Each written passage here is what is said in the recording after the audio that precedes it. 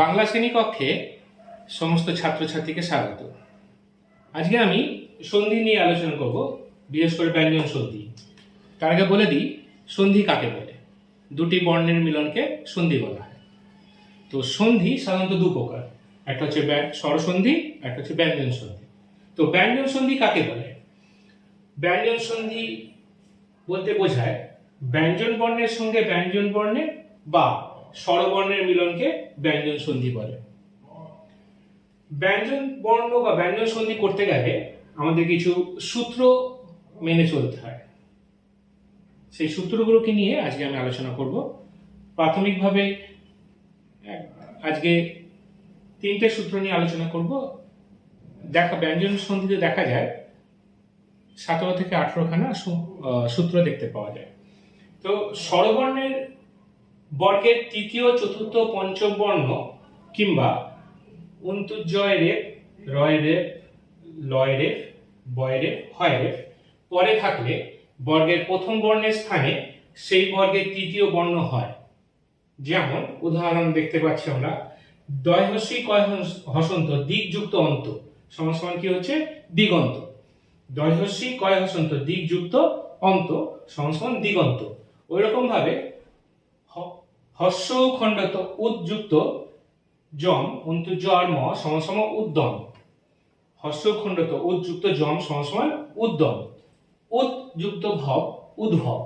এরকম করে আমরা যদি দ্বিতীয় সূত্র দেখতে পাবো, নয় হসন্ত অথবা ময় হসন্তের পরে থাকলে বর্গের প্রথম বর্ণের স্থানে সেই বর্গের পঞ্চম বর্ণ হয়। তাহলে কি বুঝতে পারলে?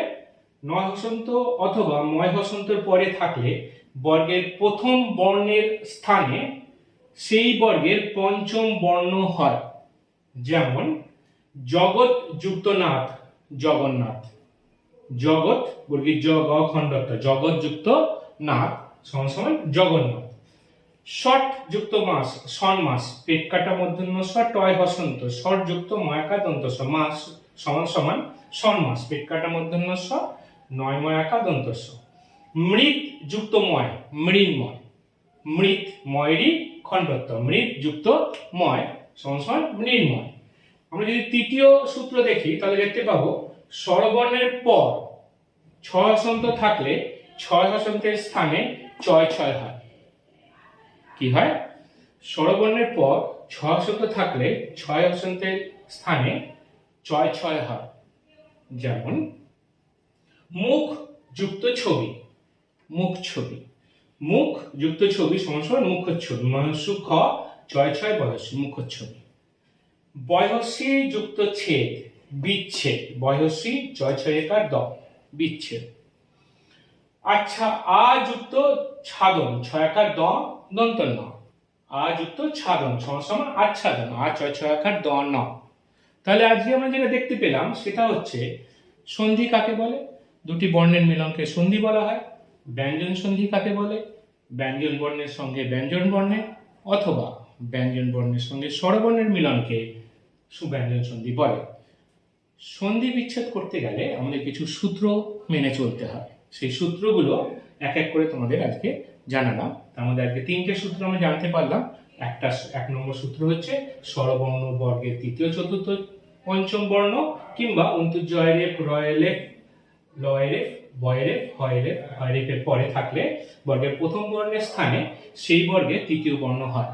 উদাহরণ আমি দিয়ে দিয়েছি, দিগন্ত দিকযুক্ত অন্ত, উজ্জম উদ্যম, উদ্যুক্ত যম সমান সমান উদ্যম, উৎসুক্ত ভাব সমান সমান উদ্ভব। আরেকটা আছে, দ্বিতীয়টা হচ্ছে নয় হসন্ত অথবা ময় হসন্তের পরে থাকলে বর্গের প্রথম বর্ণের স্থানে সেই বর্গের পঞ্চম বর্ণ হয়। যেমন জগৎযুক্ত নাথ জগন্নাথ, ষটযুক্ত মাস সন্মাস, মৃতযুক্ত ময় মৃন্ময়। তৃতীয় সূত্র হচ্ছে স্বরবর্ণের পর ছয় হসন্ত থাকলে ছয় হসন্তের স্থানে কি হয়? ছয় হসন্তের স্থানে ছয় ছয় হয়ে যায়। যেমন মুখচ্ছবি সমান সমান মুখ ছবি, বি যুক্ত ছেদ বিচ্ছেদ, আ যুক্ত ছাদন আচ্ছাদন। আজকের জন্য এই পর্যন্তই। পরের দিন আরো বাদ বাকি সূত্রগুলো নিয়ে আলোচনা করব। ধন্যবাদ।